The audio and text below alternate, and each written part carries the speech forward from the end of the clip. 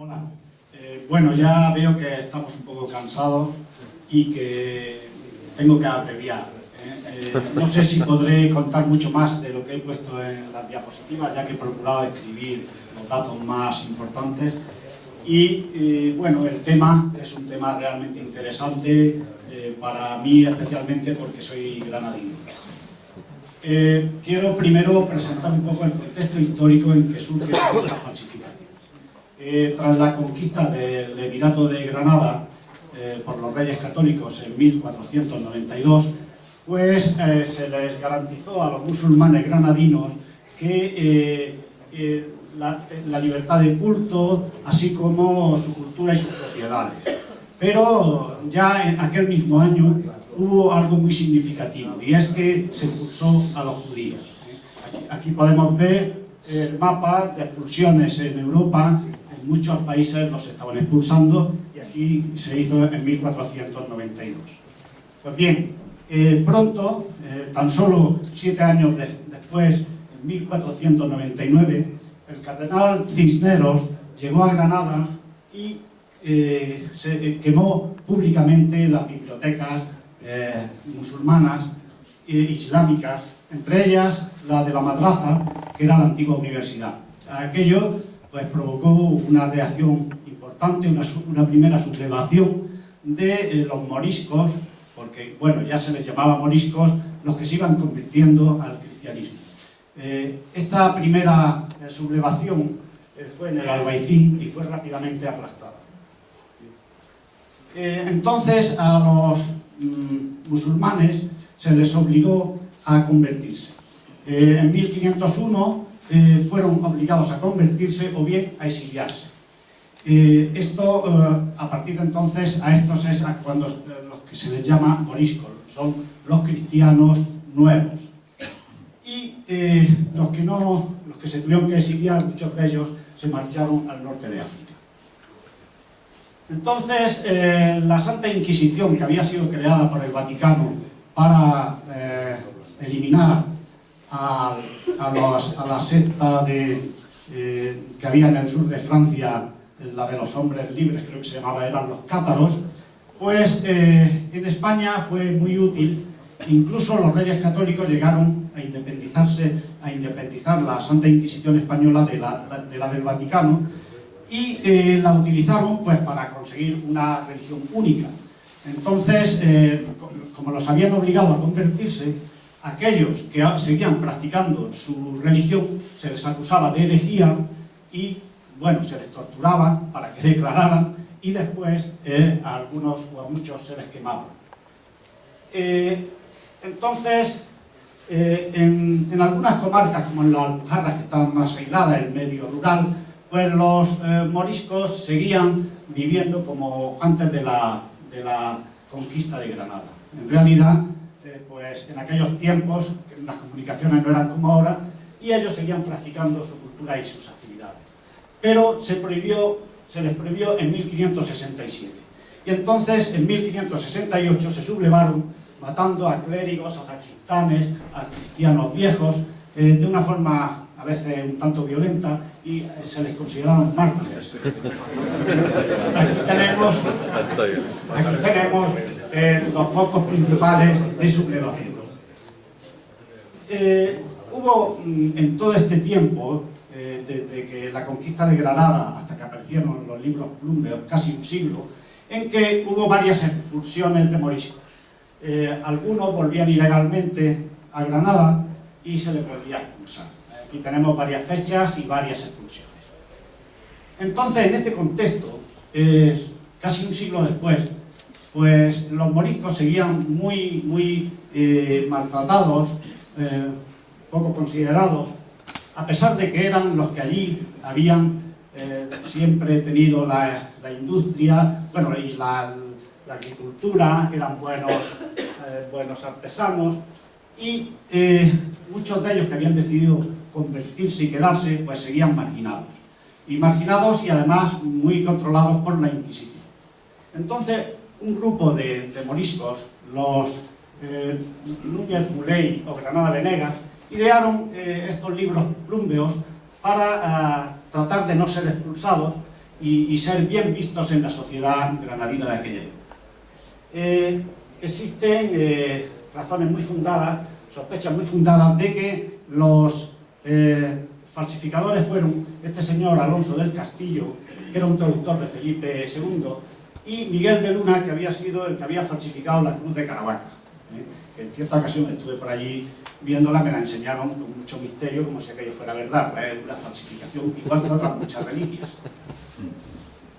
Pues bien, los primeros hallazgos fueron en la llamada Torre Turpiana, que era la torre de la mezquita que había y sobre la que construyeron la catedral. Entonces, allí apareció una caja de plomo que contenía un pergamino escrito en árabe, castellano y latín y con algunas letras de griego. También una tablita con una imagen de la Virgen, un trozo de velo donde supuestamente la Virgen se había secado las lágrimas y reliquias de San Esteban y San Cecilio. Se contaba cómo San Cecilio, viniendo de Tierra Santa por Atenas, allí le habían dado las reliquias y el velo de la Virgen, y se profetizaba la victoria del cristianismo sobre el Islam. Pues bien, pero los hallazgos más espectaculares y más numerosos fueron en el Sacromonte, en el Cerro Valparaíso, una cueva que hay, como otras muchas que hay por allí, que hay las cuevas de los gitanos muy bien conocidas, estas viviendas trogloditas, que son tan frecuentes en aquella zona. Pues en una cueva abandonada se encontraron entre 1594 y 1599 233 láminas de plomo, algunas de ellas iban enlazadas con un alambre que no se había, con el paso del tiempo no se había deteriorado, parece ser, y se agrupaban en 22 libros plúmbeos. Entonces además se encontraron una serie de huesos y cenizas de supuestos mártires del siglo I, de la época de Nerón, y que se describían en estos libros plúmbeos. Y desde entonces a este cerro se le llama Sacromonte. Pues bien, los libros plúmbeos eran así, eran pues unas placas, la mayoría de ellas circulares, otras así, como esta era la que describía a San Cecilio. San Cecilio, bueno, se hablaba antes de esta falsificación de que Santiago Apóstol había venido a España a evangelizar España y había traído 3 santos varones, que bueno, parece ser, y poco más se sabía en los textos antiguos de la Iglesia. Bien, esto lo utilizaron los que falsificaron para ya construir toda la historia de que San Cecilio, pues que fue el primer obispo, que era de origen árabe. Se contaban cosas realmente increíbles, ¿no? Que habían sido quemados por los romanos en tiempos de Nerón, que la Virgen, que según la Virgen los árabes serían una nación virtuosa, cuya lengua ha sido elegida por Dios para propagar el Evangelio. Por otra parte, se hacía alusión a la Inmaculada Concepción de María, y allí está escrito en el Sacromonte, en muchos sitios, a María no tocó el pecado primero. Pues bien, estos libros escritos en un árabe antiguo, para que pareciera antiguo, pues también algunas frases en latín, pues ya digo, se dieron por ciertos, y en ellos sobre todo se insistía en que San Cecilio era uno de los discípulos y que había sido martirizado y quemado, según se describía en esta lámina, que luego pues, hicieron un dibujito para la tumba, para las reliquias que están expuestas, como ahora después veremos, en la iglesia del Sacromonte. Y entonces, bueno, aquí se intenta reproducir cómo en esas cuevas habrían quemado a San Cecilio y a los otros varones que iban con él. Entonces, a partir de esta época, se sustituyó el santo patrón de Granada, que desde la Reconquista había sido San Gregorio de Ilíberi, y se sustituyó por San Cecilio, basándose en estas reliquias y en estas láminas totalmente falsas. Claro, hubo quien se dio cuenta, no solo estos dos que tenemos aquí, uno de ellos que es el jesuita morisco Ignacio de las Casas y el humanista Pérez de Valencia, que avisaron tanto a la corte como a la Inquisición, al obispo, a todo el mundo, diciendo que, bueno, que aquello que no, que realmente las bases eran el Corán, que eran una mezcla, un sincretismo entre ideas del Islam e ideas cristianas, y que sobre todo las bases principales eran del Corán. Y bueno, pues la verdad es que no lo quisieron escuchar y fueron perseguidos en vida. La Inquisición entró en casa de Pérez de Valencia, le requisó todo y le prohibió que hablara de este tema. A Ignacio de las Casas, pues el obispo que ahora conoceremos, modificó su biografía para estigmatizarlo. En fin, se les persiguió y no se le hizo mucho caso, porque este señor, el arzobispo de Granada, era muy poderoso y dedicó todo su poder a conservar estos libros y a propagar todo lo que allí se contaba, y paradójicamente los utilizó para apoyar sus actividades contrarreformistas. Este era un contrarreformista empeñado, pues, en que todo el mundo fuera católico, y los moriscos, a pesar de que hicieron esta falsificación, volvieron a ser expulsados. O sea, no les sirvió de gran cosa. Pues bien, este arzobispo fundó la abadía del Sacro Monte, que vemos aquí, también las Santas Cuevas, y un camino penitencial lleno de cruces desde Granada, desde la ciudad, hasta subir al Sacro Monte. Estas son las Santas Cuevas, que lógicamente, pues bueno, aquí lo que hay parece una iglesia. Hay varias cúpulas, varias capillitas dentro de las cuevas, las unieron entre sí, encontraron un sitio donde se ve que cocinaban. Aquellos dijeron, esto es el horno donde han quemado a los santos mártires. Bueno, también estaban descritos, supongo que llevarían esas cenizas y algunos huesos, pues los llevarían también, igual que metieron las láminas de plomo. Y bueno, pues el arzobispo pronto organizó una junta de calificación y declaró, en 1600 declararon que aquellas reliquias eran auténticas. Aquello no tenía vuelta de hoja, y lo que decían el padre de las Casas y Pérez de Valencia, en mi caso. Entonces, con este fervor, porque en aquellos tiempos la reliquia era una cosa que le fomentaba mucho la religión, especialmente la religión católica, pues logró mucho dinero para rehacer las cuevas. Ya digo que construyeron encima, pues, capillita, este muro, un monumento a la Inmaculada Concepción delante, le pusieron una reja a lo que se suponía que era el horno donde la habían quemado, y esta abadía fue fundada en 1609. La abadía, aquí tenemos la iglesia de la abadía, y esto es la parte donde vivían los canónigos. Desde su fundación había 20 canónigos y un abad. A mediados del siglo XX, cuando yo estuve porque allí había un colegio de enseñanza media, yo asistí allí desde los 10 años hasta los 18, estuve allí interno, pues había, el abad era un tal don Zótico Rollo Campos, y había una decena de canónigos. Actualmente hay 7 canónigos eméritos y 6 nuevos. Pues bien, bueno, este abad estaba siempre escribiendo, metido en una ventana, concretamente una de estas, y nosotros desde aquí decíamos, don Zótico, don Zótico, don Zótico, y él se asomaba a la ventana y nos echaba una estampita, y nos íbamos todos a coger la estampita. Bueno, pues don Zótico estaba todo el tiempo concentrado en su habitación, cuando salía a su habitación, escribiendo libros sobre, tratando de justificar pues los libros Plumbeos, las reliquias, los abades, la historia del Sacromonte, de magnificarlo todo, ¿no?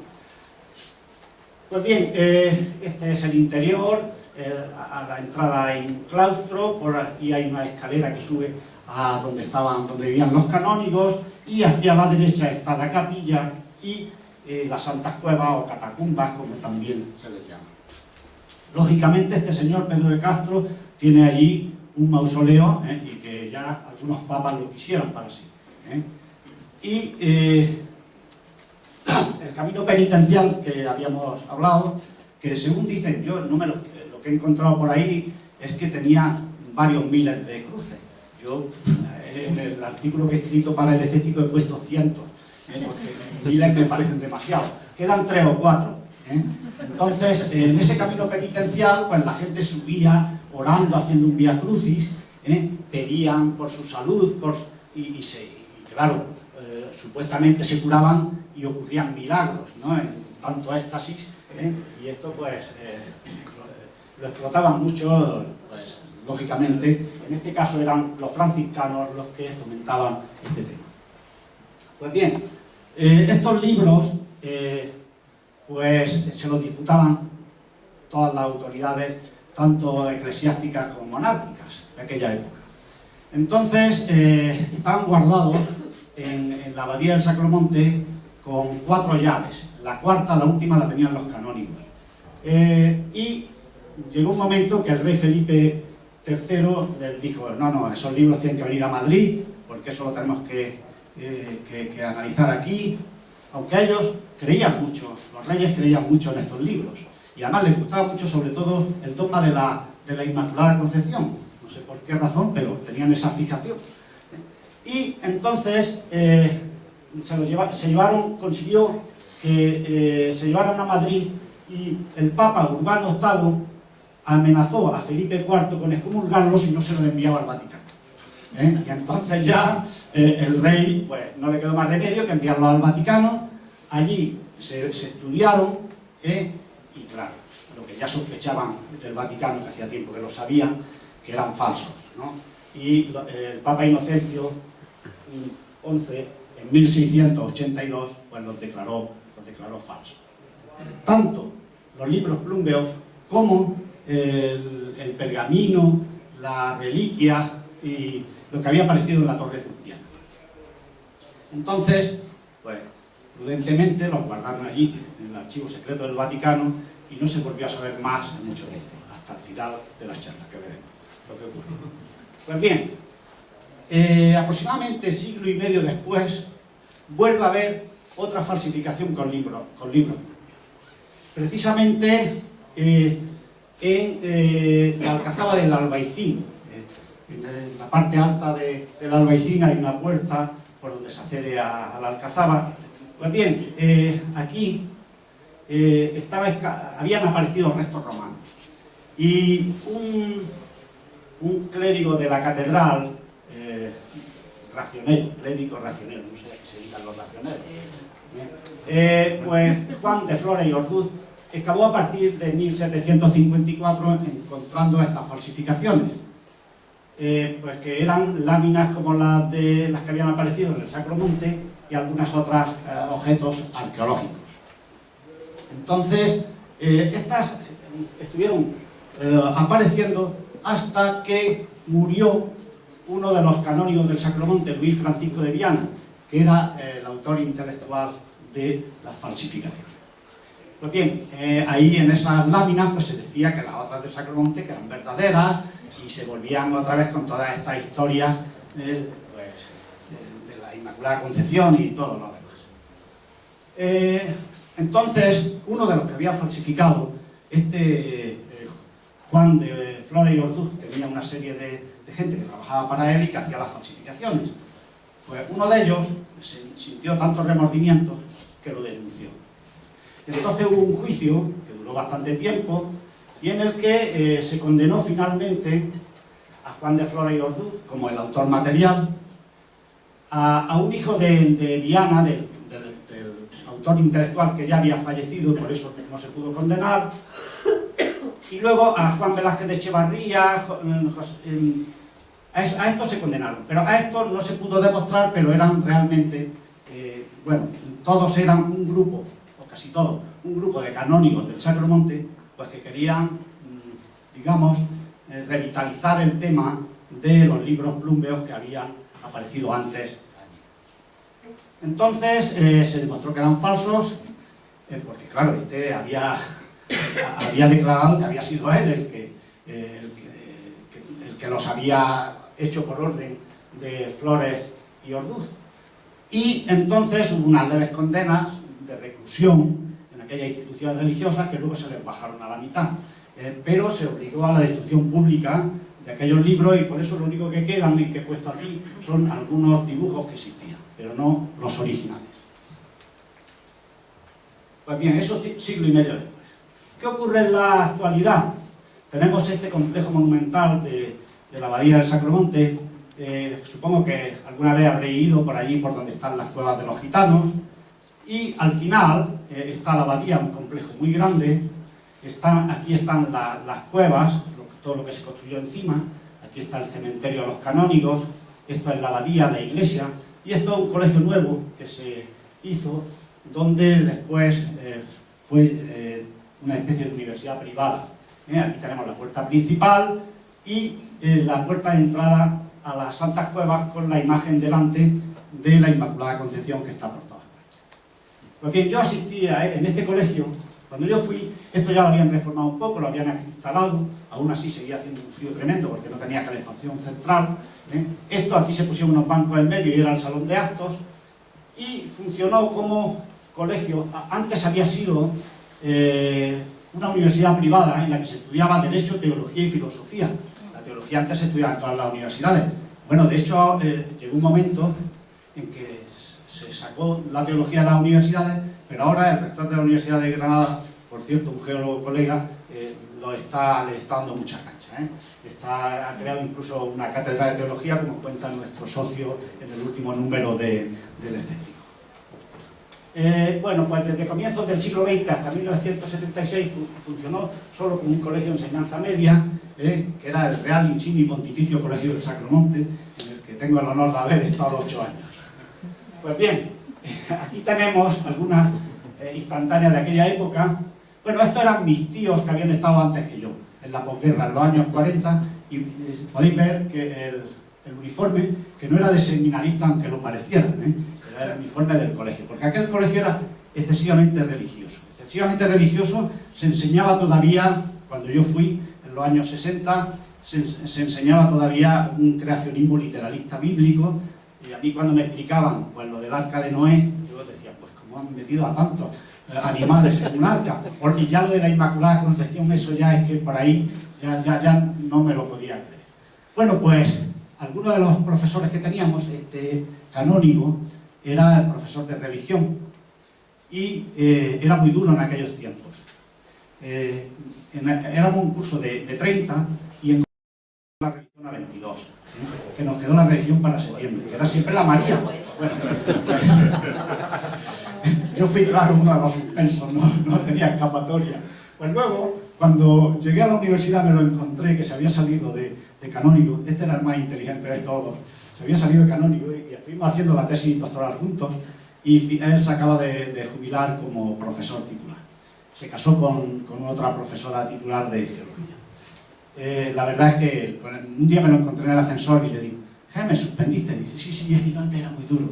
Vale. Bueno, pues jugábamos en el cementerio de los canónigos.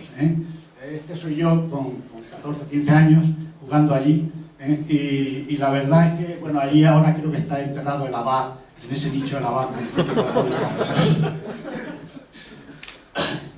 Hay una asociación de antiguos alumnos que suele publicar una revista, tiene una asamblea anual, hace una cena y una misa, sobre todo la misa, eso no puede faltar. Además, en el año 1950 erigió una escultura a la Inmaculada Concepción, y que pone aquí, a la Inmaculada Concepción de María, la Asociación de Antiguos Alumnos. Aquí es una de las reuniones, como podréis comprender, yo a esta reunión no he asistido nunca. Yo estoy fomentando otra paralela de antiguos alumnos. Alternativa. Bueno, pues, el exterior de la abadía pues, está bastante bien arreglado, a pesar de que aquello, ya digo, era un edificio muy antiguo, sin calefacción, donde yo me pasaba el año resfriado. Y aquí podemos ver en esta lápida que las autoridades de Granada han subvencionado el arreglo, no solo de las cubiertas, como se indica aquí, sino también de la zona exterior. Y allí se organiza cada año una especie de romería, la festividad Natividad de San Cecilio. Entonces, aquí vemos a la gente subiendo, comen allí, hay gente que, bueno, pues organizan la misa, cánticos. Este de aquí es el marido de una prima mía, más conocido. Bueno, aquí tenemos el obispo con una serie de chicas que pidiendo, claro, pidiendo, como siempre, la abadía.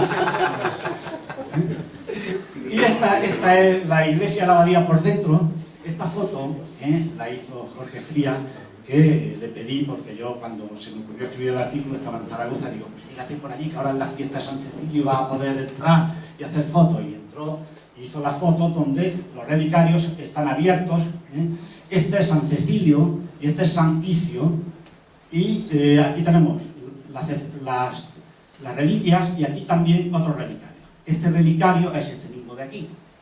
Entonces se abren solo en la festividad. Día antes, día después, están abiertos. Pero, bueno, la iglesia se puede visitar otros días pagando, claro. Y se ven solo estas. Entonces, las reliquias falsas se siguen venerando.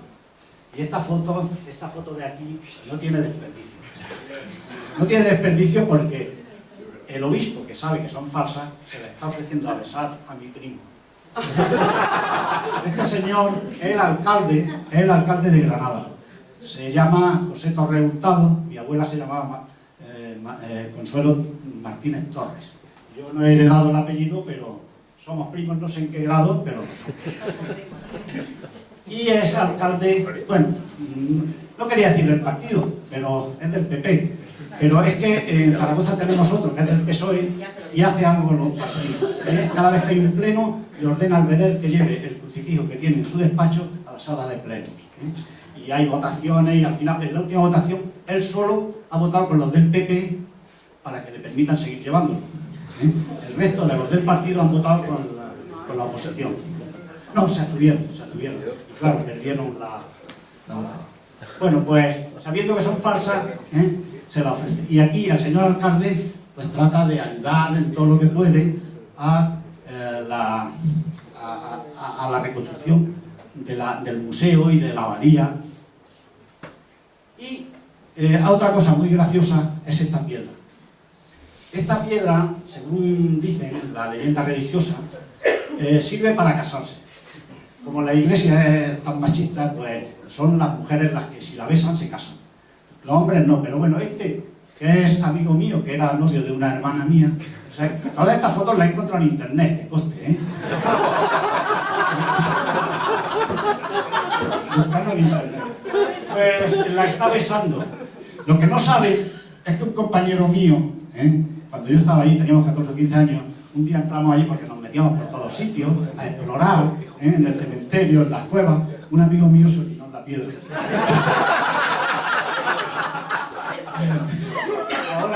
Ahora curiosamente practica la orinoterapia. Y es verdad, os lo juro.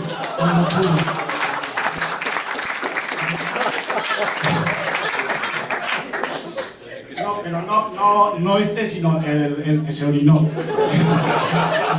Cuando voy a Granada, de vez en cuando me tomo una porque es muy competente y éramos muy amigos, me tomo unas cuantas cervezas con él, pero cuando voy a darle la mano le digo, hoy has practicado la orinoterapia.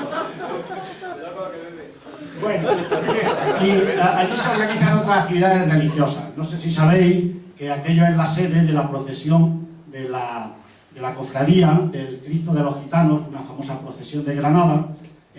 Y bueno, pues también he encontrado en internet estas fotos en que este señor, que era el hermano mayor creo que se llama, ¿no? El de la cofradía, el que más manda, pues es el marido de mi prima.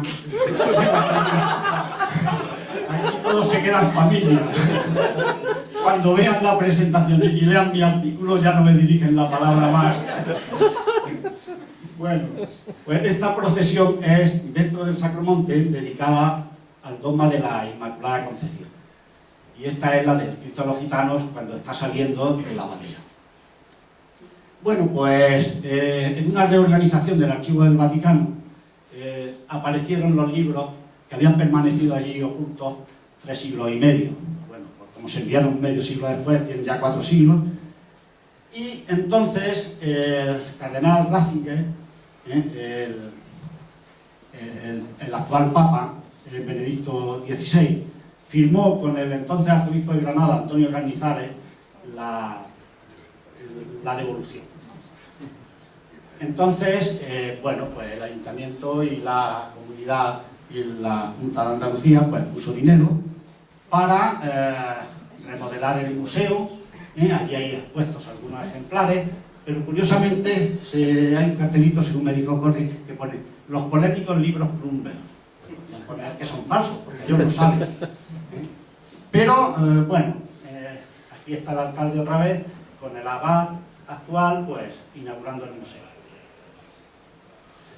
Ese mismo año, en el año 2000, hubo un incendio que destruyó la parte del colegio que había sido la universidad y donde estudiábamos nosotros. En algunas de estas ventanitas yo tuve la habitación y se quemó toda esta parte, se ve el techo hundido.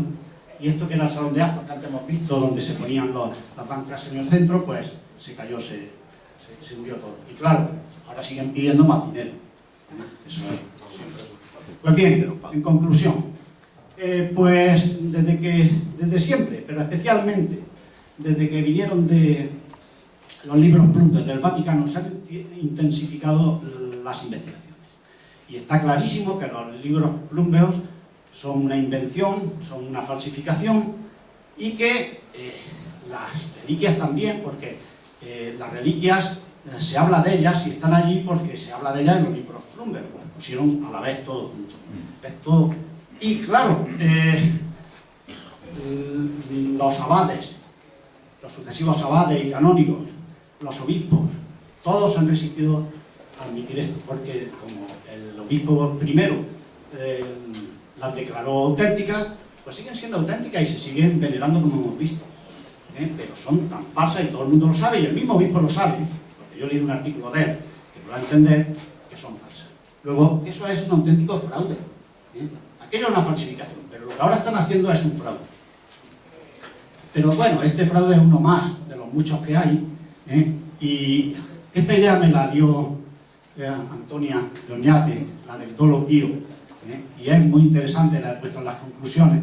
Esto se enmarca dentro de esa idea del concepto dolo pío, que es, digamos, la mentira piadosa. Bueno, todo eso sabemos que no es, pero ¿qué más da si así? Pues la iglesia sigue funcionando y te hacemos mucho bien y todo. Entonces, es uno más de las muchas falsificaciones de reliquias, de milagros y de la exageración e invención de las biografías de los santos.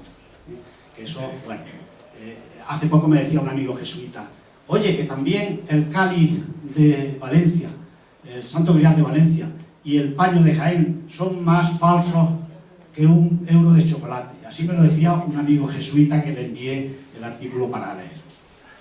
En fin, pero bueno, todavía hay otro concepto aún más crítico, que es el del bucle metahistórico que se han inventado, pues los últimos abades, que ya no les ha quedado más remedio que decir, sí, es verdad, son falsos. Pero bueno, las reliquias no. Y además, aunque sean falsos, eso es mucho más, es un mito revelador de una verdad más profunda que la verdad histórica. Cosa tiene. Bueno, y yo pues recomiendo que las autoridades de Granada, y esto ya le haré llegar al alcalde a través del teniente alcalde de Cultura, que tengo más confianza con él, no es primo, pero está casado con una prima mía, le haré llegar toda esta protesta y todo esto, porque la verdad, yo creo que el arzobispo debe de pedir perdón, igual que el Papa ha pedido perdón por otras cosas, que no quiero nombrar, que todos sabemos, y que deberían de pedir perdón, y las autoridades no deberían seguir subvencionando a una institución como esta. Bueno, pues para finalizar la bibliografía, aquí muestro la portada de una tesis que se hizo en esta época, cuando aún se estudiaba poco aquello, un libro que ha salido después, ya estos dos que han salido después a raíz de los nuevos estudios más recientes, de dos investigadores del CSIC y de un catedrático de historia de la Universidad de Granada. Y luego hay bibliografía más de ficción y divulgación. Bueno, Juan Eslava Galán en este libro tiene algún capitulito dedicado a los libros Plumbeos, y esta es una novela, y recientemente acabo de enterarme que se ha hecho un documental que se titula El enigma de los libros Plumbeos, y que supongo que pronto tendremos la oportunidad de verlo en televisión. Bueno, para finalizar, agradecer a Jorge Frías, a Juan Antonio Aguilera, a Antonio Oñate, a Luis Góngora y a Miguel Bayón por sus sugerencias.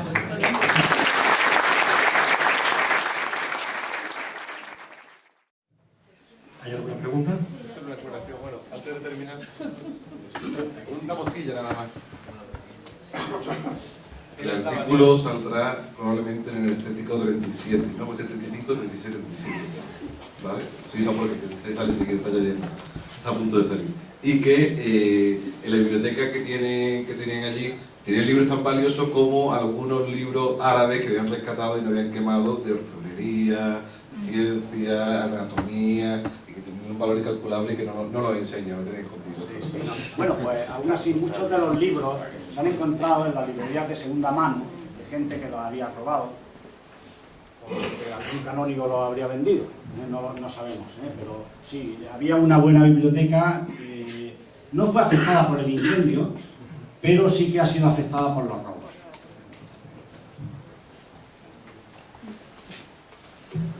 Intentaré ser breve. Es muy curioso ver cómo el segundo gran caso de dolo pío de una comunidad perseguida, en este caso la morisca, triunfa porque finalmente la Iglesia Católica se beneficia de ese dolo, haciendo de ello lo que siempre han sido las reliquias, que han sido centros atractores de peregrinaje y por lo tanto de dinero. Era una forma antigua de hacer turismo, por eso había tantísimos casos, hay tantos dientes, vamos, Cristo debe tener 47.000 dientes, la Virgen María una cabellera como, yo qué sé, como de aquí a Roma y todo lo que queráis, es que atraía mucha pasta. Es muy curioso ver cómo la segunda falsificación de los libros Plumbeos las hace el canónigo racionero, lógico. Lógico porque el canónigo racionero es una especie de tesorero en pequeño. Cada mesa arzobispal, que así es como se llama la dotación económica que tienen las diócesis o que tienen en este caso las abadías o lo que corresponda, es administrada por canónigos racioneros, que son los que ven la pasta que hay, dónde tienen que poner más pasta, de dónde falta y de dónde la sacan. Y este hombre estuvo por de lo más creativo. Y es muy curioso ver cómo este segundo caso afecta efectivamente a la comunidad musulmana, aunque después no pasa nada con ellos porque efectivamente es la comunidad católica quien la utiliza en pleno provecho, mientras que la primera gran falsificación, que es la de los judíos españoles que quisieron evitar la expulsión de 1492 con un pergamino en el que aseguraban que sus antepasados, que ya vivían en España, escribieron a quién era, Anás o Caifás o quien fuera, no tengo ahora mismo la menor idea, diciéndole que dejaran en paz a Cristo, que era una bellísima persona, que no se metieran con él, porque además tenía pinta de ser el Mesías, que le habían prometido las Escrituras. Está claro que de ahí no pudieron sacar absolutamente nada, pero tú fíjate, de aquí sacan pasta a través de las peregrinaciones, apoyo a un dogma importantísimo en la historia cultural española, como es la Inmaculada Concepción, del que no voy a hablar porque me enrollaría mucho tiempo y es una pesadez. Y en fin, muchísimo dinero. Lo que te quería preguntar es si al ver la segunda falsificación, la del siglo XVIII, la del famoso racionero, ¿has tenido en cuenta o ellos han explicado de alguna manera cómo pocos años antes el gran ilustrado español Gregorio Mayans y Siscar, el valenciano, desmontó totalmente la teoría de los plumos granadinos basándose en lo que había sido la teoría de su precursor, de Nicolás Antonio, un novator importantísimo de finales del siglo XVII? De eso seguro que sabes tú más. No. Bueno, tengo que confesaros una cosa. Yo en la Navidad pasada no sabía nada de este tema. A pesar de que había estado en el colegio, no sabía absolutamente nada de los libros Plumbeos. A mí nunca allí me habían hablado de los libros Plumbeos. Pero quedé con este compañero que practica la orinoterapia para tomar una cerveza. Y bueno, ya quedamos con otros dos más. Algunos de ellos que aquí le agradezco, Luis Góngora, y estuvimos tomando una cerveza y dice, hombre, ¿por qué no hacemos una reunión de antiguos alumnos? Y dice, yo toco la guitarra. Digo, bueno, pues yo voy a preparar una presentación. Entonces empecé a preparar una presentación con las fotos antiguas de cuando estábamos allí, comparando con las actuales. Y luego ya, cuando empecé a buscar en internet cosas, oye, me encontré con este tema y dije, oh, pues si esto lo tenía aquí delante de mis narices y no lo había visto nunca, ¿no? Y entonces empecé a buscar, y bueno, pues ya voy sabiendo algo, pero tú que eres historiadora sabes de estos temas tanto más que yo. Es que también hice un trabajo sobre Nicolás Antonio y los plumbios, ya te lo conté en su momento, o sea que... ¿Alguna otra pregunta?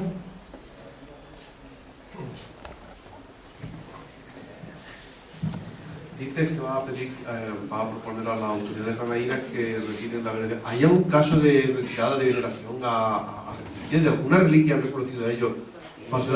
De algún modo yo creo que si saben de muchas, claro, la mayoría. Lo hacen como la vista gorda, se ponen como de lado, yo creo que no llegan a buscarlo. Totalmente, bueno, ahí está. Yo empiezo el artículo haciendo referencia a la sábana santa, que claro, está más... Es obvio, hay evidencias científicas de que es falsa, pero totales, y se sigue venerando, ¿no? Y ellos del Vaticano dicen que es falsa. Sí, claro, aquí pasa igual, el Vaticano decía que esto era falso, pero en Granada siguen diciendo porque se les acabaría el negocio. Y el arzobispo, desde luego, este arzobispo es ese que ha hecho esas declaraciones que podéis encontrar en internet. Si ponéis Francisco Javier Martínez, arzobispo, os salen sus declaraciones sobre los funcionarios, sobre el aborto, que no tienen desperdicio, Es realmente interesante. Bueno, pues si no hay más preguntas, daremos por clausurada esta sesión de conferencias. Agradecemos muchísimo vuestra asistencia y aquellos quienes os quedéis a la comida de este mediodía, pues lo hacen aquí en el patio de Carruachas, o sea que ya podéis pasar, que está todo preparado. Estupendo.